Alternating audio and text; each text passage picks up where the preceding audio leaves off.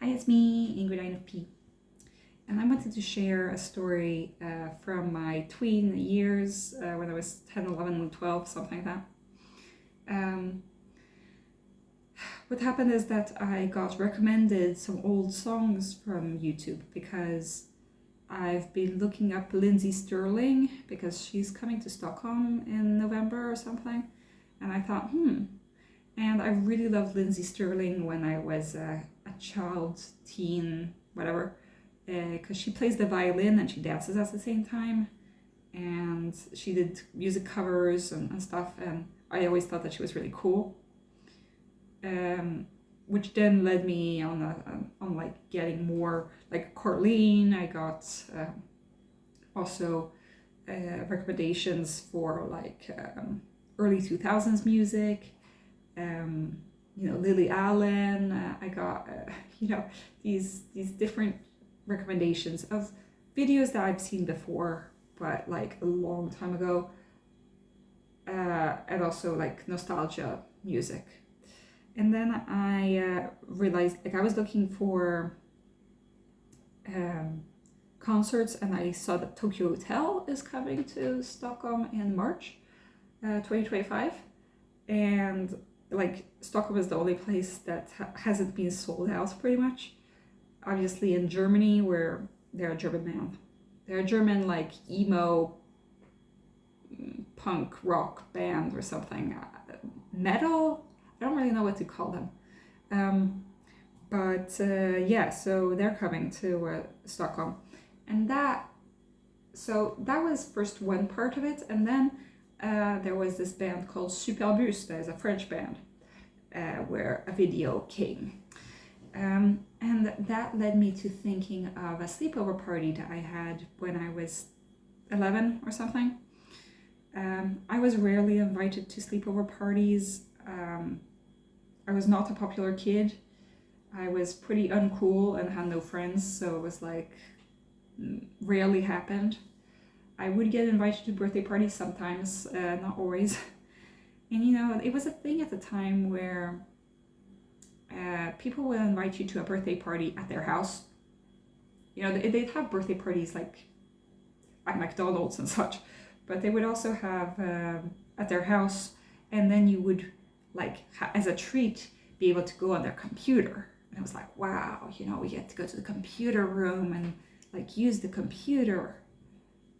And that was like amazing. At that time, I did not use the computer every day. I don't think that it was a thing that people did every day always. Somebody who was chronically online or whatever maybe used the computer 2 hours a day, and that seemed like a lot at the time. Now in 2024 it does not feel like that at all, but this was 2006, 2007, something like that. So that was, we did not have smartphones. I think that my parents maybe had a mobile phone. I did not, I was still using like, when I went on trips, we would use like these, one-time photo cameras that you would just like buy and then you would throw out, which, no good for an environment, but that's how things were, This was after cassettes and everything, but it was like CD-ROM, DVD. And so it was the beginning of YouTube. YouTube was this weird alternative place, not at all mainstream like it is now. MSN was a big thing. I did not have MSN. I did not have YouTube. I rarely went to the computer. Was pretty outside of it all. And I was invited to a cool kid sleepover. So I was extremely anxious because I was like, I realized I have to perform, I have to, and like they were talking about things I had no idea of. So I did not know about Tokio Hotel. That's where I found out about Tokio Hotel. I also found out about this band that nobody cares about now, but it was their favorite band. And they had gone to a concert together, which was like unbelievable to me because I had never been to a concert. I was a pretty sheltered kid who basically did everything that her parents told her and never went against the rules and basically never went on the internet. So I did not know about like the memes of the time, whatever video was going on at the time. I was like the last to know. I had a friend who would play RuneScape, and I would only play RuneScape at his house. I felt that it was too creepy and too difficult for me, so I did not really get into it. But yeah, anyway, when I started middle school, I wanted to get away from my old primary school friends who were mostly ISFJs, let's just say, SI users, if we simplify. I wanted to get away from them because they kept bossing me around and being pretty boring. And I wanted to expand my horizons. So I became friends with... I went to a primary school and, well, I basically did all my schooling with English, people who spoke English. So most likely they were richer, they often lived in suburbs, had big houses. I lived in an apartment in town with my parents. So I was used to, my friends being a lot richer or being of a certain social economical class. And, now I was becoming friends with people who spoke other languages because I went to a school that had different sections with different languages. So I became friends with an Italian girl, a Spanish girl, and a German girl, and that's basically it. There was another German girl who was friends with the Italian and the Spanish girl, but she was not my friend. So I was friends with those three girls, and by extension I was acquainted with this fourth girl. And these people were more like either extrovert or SE users. I know that the Italian girl was probably an ISFP, maybe the Spanish girl as well. I think that the German girl I was not friends with was probably an ESTJ, and the other German girl was maybe an ESFP. Oh, I forgot there was another Italian girl who was like ESFP. And so yeah, I became friends with these people, but they were cool. Like they were the cool kids, and they were mostly like artsy, edgy kids, and so that's why they were emo. They were into Tokio Hotel. For those of you who don't know Tokio Hotel, I feel like I can't explain it, but their most well-known song is called Shry, which means scream in English, and basically the only lyrics I know is Shry and 99999. I don't know how they say that. 999. And then they're like Shry 999, and then they say a lot of other stuff in German, which I did not learn the lyrics to, but my friends learned the lyrics to it, especially because they had a German friend who could translate these lyrics to them. So they were really into Tokio Hotel, but they were also into this band Superbus. And I got invited to ESTJ, German ESTJ girl's birthday party. So I was not friends with this girl, but she was my friend by default because I was friends with her best friends.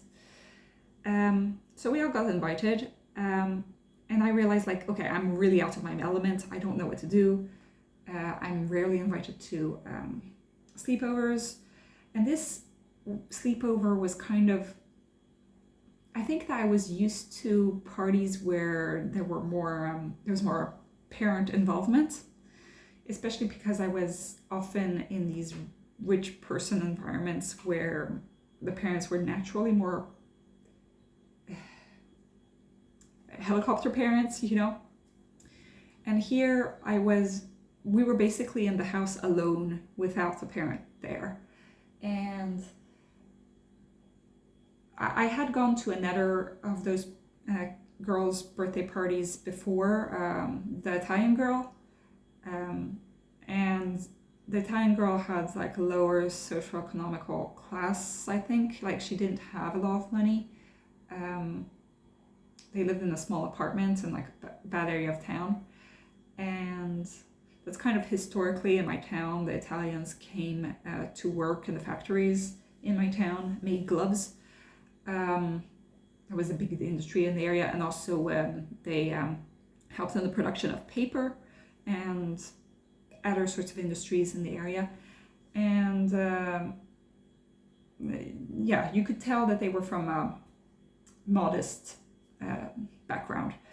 And that Italian girl was intensely into Daniel Radcliffe, and she had all these posters of Daniel Radcliffe on her wall, especially the nude pictures of him from Equus, the play that he was basically nude in.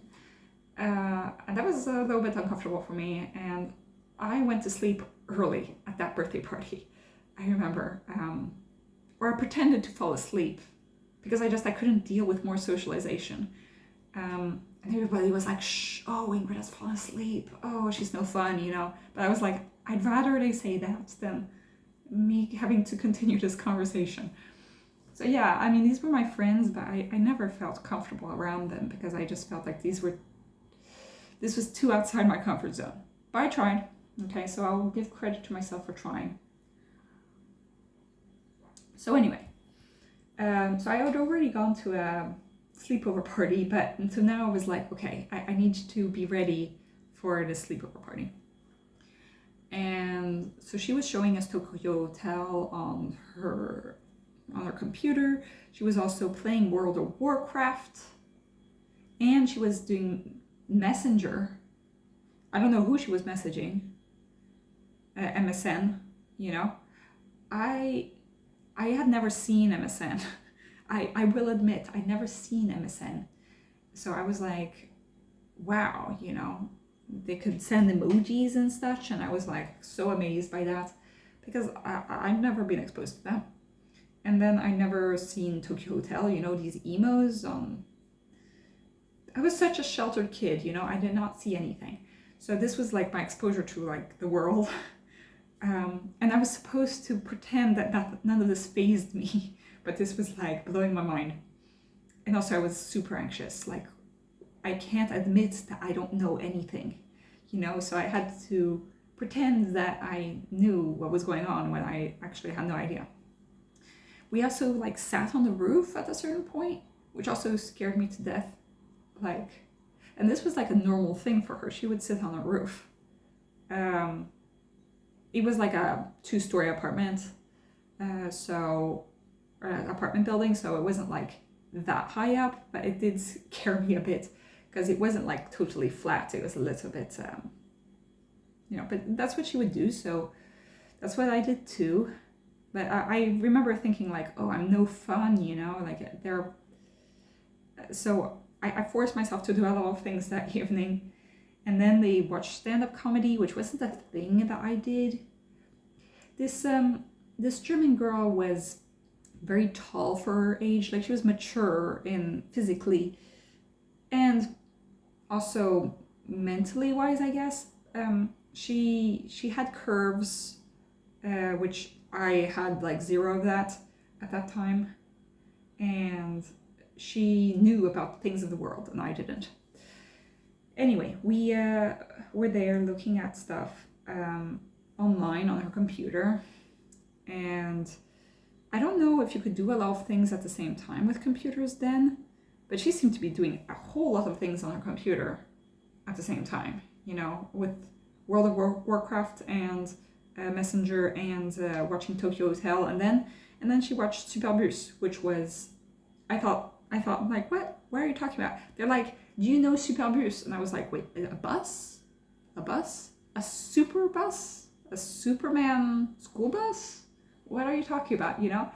And they're like, no, it's like the best band in the world. And so they showed me this French band called Superbus, which, so yeah, I got a recommendation now for Superbus.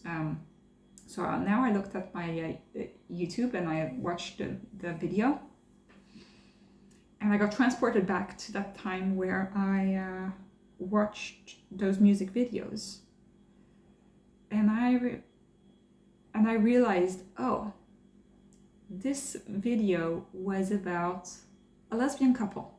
It's called Comme un garçon, or Lola. Lola is the name, but Lola is described as comme un garçon, like a boy.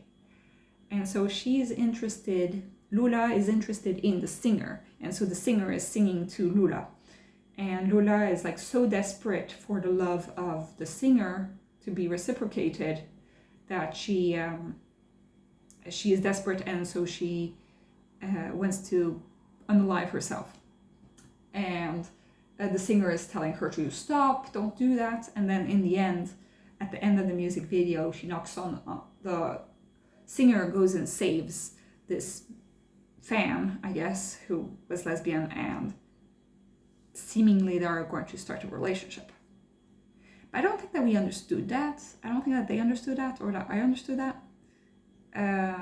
But finding out that music video that I watched at that time, in that era, you know, where things weren't as gay, you know, at all, and where these girls, I was trying so hard to be cool, and these girls were really into boys, and, you know, being teenagers when I was still a child in my head, you know, it's such a weird thing to think about, you know. And so I realized now, oh, so it was a lesbian, and now I understand why I was so amazed. Like, I wasn't interested in, I was interested in how androgynous the Tokio Hotel band was, but I wasn't interested in like how hot and how cute the boys were, especially in the Superbus band. I was only interested in the main lead female singer.